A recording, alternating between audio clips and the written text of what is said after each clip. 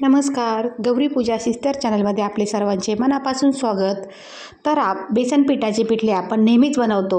तर आज आपण हटके रेसिपी करणार आहोत. तर आज आपण बनवणार आहोत पौष्टिक असे कुळिथाचे पिठले. तर चला सुरुवात करूया व्हिडिओला. आता इकडे काय केलेलं आहे, मी कढई गरम करायला ठेवलेली आहे शेगडीवर. कढई तापली, त्यामध्ये तेल टाकले. आता टाकूया आपण यामध्ये 1 चमचा मोहरी. मोहरी छान अशी तडतडू द्यायची आहे. मोहरी छान तडतडली की त्यामध्ये टाकायचं आहे जिरे.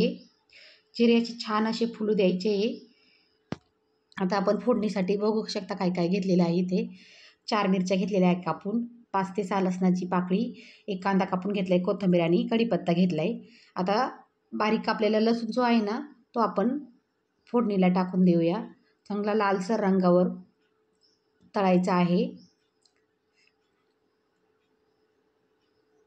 आणि आता आपण टाकूया कढीपत्ता. कढीपत्त्याची पानं स्वच्छ अशी धुवून घ्यायची आहे. ताजी ताजी कढीपत्त्याची पाने आहे ना, चांगली तडतडू द्यायची आहे.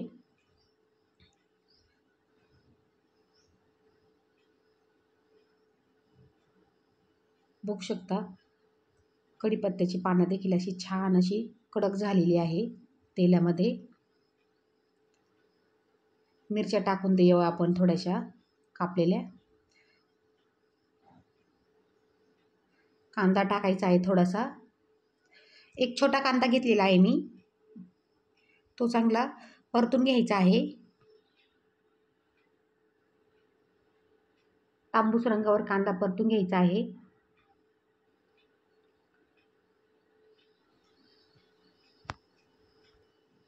आता गॅस कमी करून देऊया कांदा परतूस तर. तोपर्यंत आपण काय करूया, कुळथाचं पीठ असतं ना, ते पाण्यामध्ये खलवून घेऊया.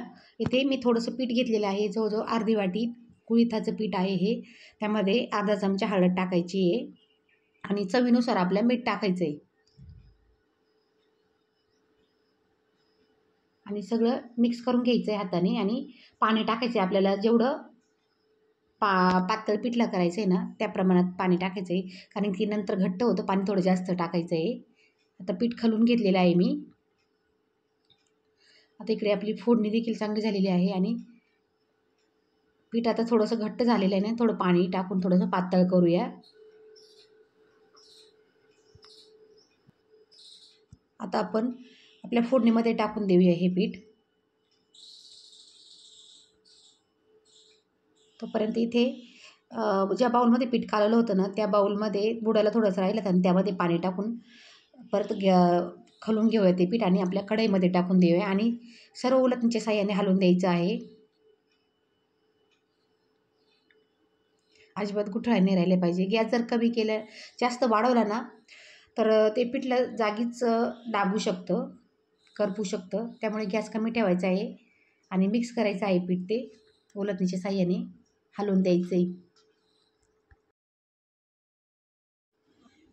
आता 10 मिनटं झालेली आहे. बघू शकता इथे असे फोड यायला लागलेले आहे पिठल्याला आपल्या.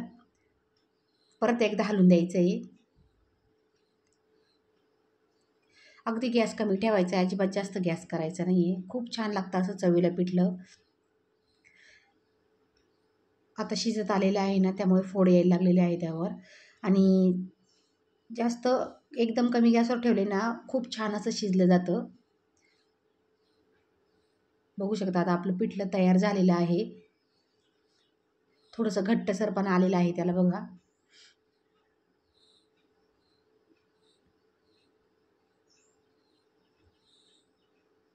आता आपण या पिठल्यावर टाकायची आहे बारीक कापलेली कोथिंबीर टाकून द्यायची आहे. खूप छान लागतं कोथिंबीर टाकल्यामुळे पिठले. आपण ज्वारीची भाकरी, बाजरीची भाकरी, चपातीसोबत आणि त्यासोबत जर कांदा जर असेल ना, खूप छान लागतं हे चवीला. असं भन्नाट चवीला लागतं. असं पिठलं आपल्या घरी बनवून बघा कधीतरी. आपल्या बेसन पिठात कायम खातो ना आपण बेसन पिठाचं पिठलं. तर अशा प्रकारचं पिठलं नक्की करून बघा. व्हिडिओ कसा वाटला कमेंट बॉक्समध्ये सांगायला विसरू नका. चॅनलवर जर का कोणी नवीन असेल तर चॅनलला सबस्क्राईब करा, लाईक करा, कमेंट करा. पुन्हा एकदा भेटूया एका नवीन व्हिडिओमध्ये. तोपर्यंत स्वस्त रहा, मस्त रहा. व्हिडिओ पूर्ण पाहिल्याबद्दल धन्यवाद.